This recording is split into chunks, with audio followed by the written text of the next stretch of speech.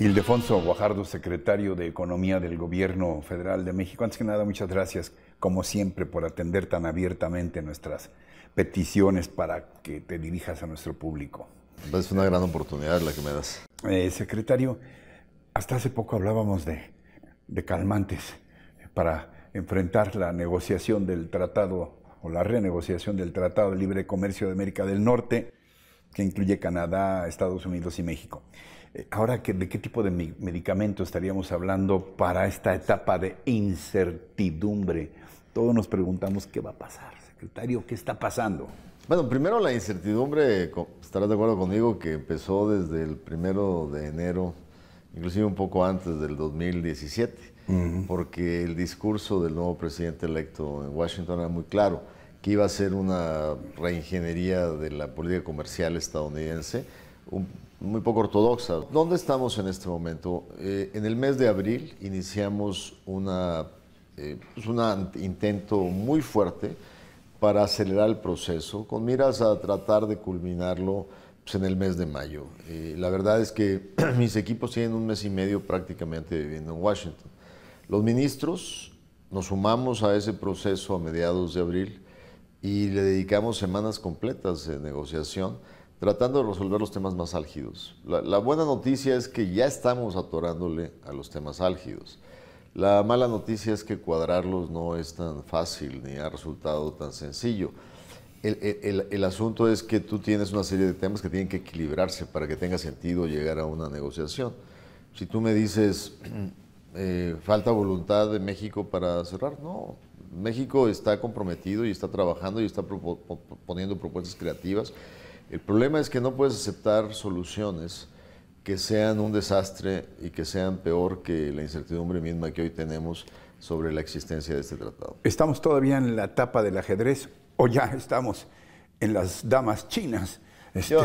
Tantas canicas para acá y tantas para allá. No, yo creo que estamos en un tema de ya haber desarrollado una estrategia, saber qué es lo que más es relevante para Washington, qué es lo que es importante para Canadá y para México en cuanto a la certidumbre de este tratado, sus reglas de operación. Y yo creo que a partir de este momento es estar conscientes de que pasando del ajedrez de las damas chinas, la repartición de canicas tiene que ser con un balance que nos permita a los tres terminar con un acuerdo que podamos ser beneficiados del mismo. ¿Cuáles son estos puntos álgidos que mencionabas? Fundamentalmente lo que hemos oído hablar la mayoría de nosotros es acerca del tema de los automóviles, de la maquila de automotriz. La producción de la industria. Yo te diría que es uno de los temas y nos tomó tiempo porque Estados Unidos, la verdad es que le dedicó muchos meses a aterrizar su propuesta porque estaba en una posición muy interesante.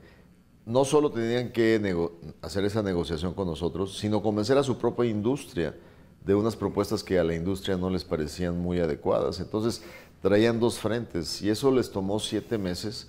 Apenas hace un par de semanas aterrizaron en la mesa la propuesta concreta de lo que están buscando en el sector automotriz. Pero recordarás que aparte de eso está el tema de la terminación del acuerdo, la cláusula de sunset, sí, que parecería, imagínate, en la parte automotriz la visión estadounidense es hagamos una reingeniería de la industria, exijámosles más contenido regional, lo cual puede ser una buena idea. Y además pidamos lo que lo hagan muy rápido, no les demos largos periodos de transición y además exijámosles otras condiciones, como por ejemplo... Salarios. Más que salarios, y sí sería bueno aclararlo para tu auditorio, la propuesta de salarios no es que se pague más y se definan por decreto salarios. Los salarios se determinan por mercado y en este país realmente los trabajadores de la industria automotriz están gozando de un boom de demanda por mucha inversión, pero claramente hay salarios diferenciales entre los países. Lo que dice la propuesta de salarios es que una proporción del automóvil tiene que ser hecha, producida en zonas de alto salario. Una manera indirecta de garantizar que una tercera parte, un 40%, se haga en Canadá o en Estados Unidos, sí, y el 60% pudiera hacerse en México. Pero además hay exigencias de que las partes fundamentales de un auto, la transmisión, todo lo que es la parte del motor, todo lo que es la parte de la carrocería, se haga en América del Norte, cosa que hoy las plataformas integran cosas de todas partes del mundo. Pero si tú fueras una industria automotriz o una empresa automotriz y te dicen, bueno, vas a tener que transformar todo esto, pero además te dicen, pero fíjate que yo tengo una propuesta que me dice que cada 5 años este tratado va a terminar, a menos de que los líderes digan lo contrario. No hay quien te firme eso. Pues, a ver, me estás pidiendo un sacrificio tremendo y a lo mejor lo voy a hacer, pero también me dices que aunque lo haga, me vas a volver a cambiar las reglas del juego. ¿Quién va a invertir? Si la planeación en estas industrias es una planeación a mediano plazo, más de 6 años, 7 años. Planteabas algo fundamental, tener un tratado equitativo justo y no necesariamente perder, otra vez volvemos a las canicas, o ser inequitativo en su reparto en función de una fecha. ¿Cómo están los tiempos? Sabemos que había una fecha fatal para este 17 de mayo, entiendo que establecida por el Congreso, supimos que se estaba negociando una extensión de días para resolverlo, de pronto nos dimos cuenta que habías regresado de allá. Sí. ¿Qué pasa con los tiempos? Realmente todo este gran esfuerzo... Y se habla de la elección en México y también en Estados Unidos en noviembre, claro, como presiones. Toda esta presión de haber, nos interesa a todos resolver la incertidumbre y llegar a una buena negociación, que también nos permita estar a tiempo para que en los diferentes procesos legislativos podamos tener certeza de qué órganos legislativos van a analizar lo negociado, ¿no? el acuerdo. En Estados Unidos existe un marco legal que se llama la Autoridad de Promoción Comercial, que es el marco que el Congreso le impone al Ejecutivo a cambio de darle o de delegarle la autoridad de la política comercial. Y le hace exigencias, te dice, te dejo negociar, va a ser una negociación siempre y cuando cumplas con los siguientes requisitos. Y un requisito es, si estás negociando un acuerdo comercial y lo terminas, me tienes que notificar que ya llegaste a un acuerdo en principio. Una vez que me lo notificas, van a correr 90 días donde yo lo voy a revisar y me tienes que entregar un papel por escrito de todo el documento a los 30 días y a los 90 días te autorizaré a firmar. Y a partir de ahí hay otros tiempos de un estudio de la Comisión Internacional de Comercio. El problema es que lo que dijo Paul Ryan no es una fecha fatal para la negociación.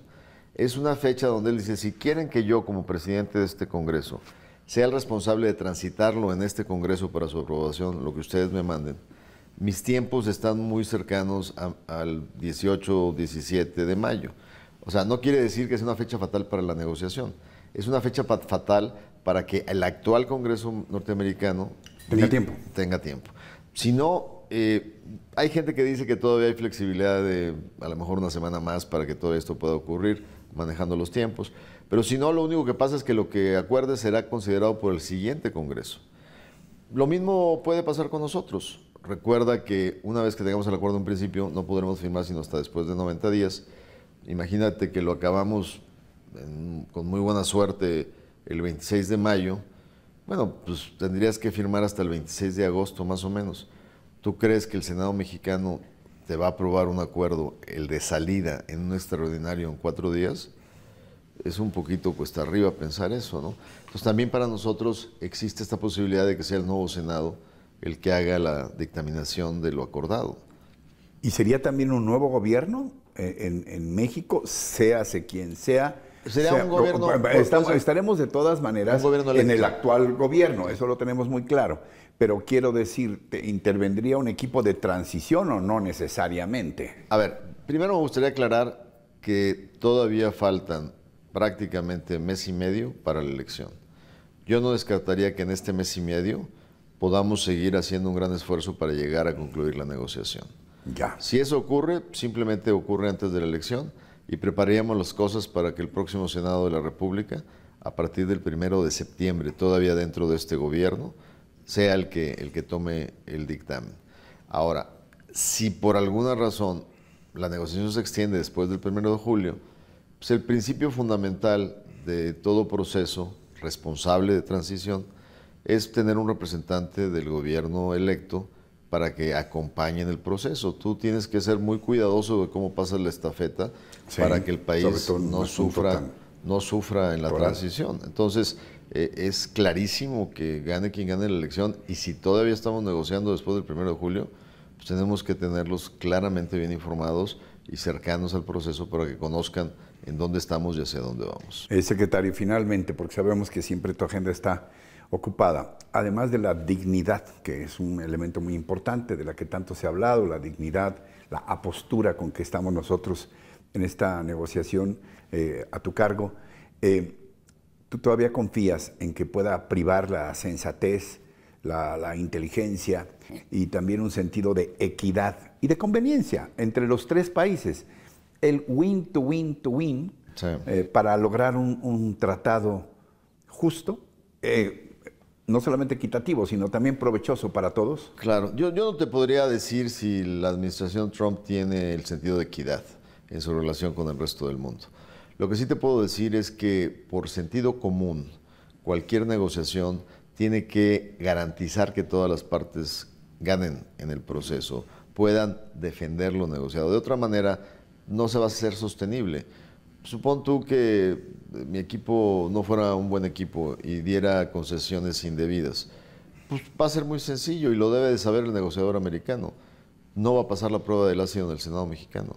Entonces tú tienes que llegar a una conclusión, dado los pesos y contrapesos de una democracia, que la negociación tiene que ser la mejor posible en el interés del país para que sea sostenible en el proceso de aprobación y para que le sirva, en este caso, a México. ¿Lo harán por sentido de equidad? ¿Lo harán por sentido...? Yo creo que más bien lo harán porque a ellos también les interesa una victoria política. El presidente hoy prometió como candidato que él iba a renegociar el Tratado de Libre Comercio de América del Norte y que lo iba a mejorar. Bueno, pues ya ahí tiene la posibilidad de decirlo.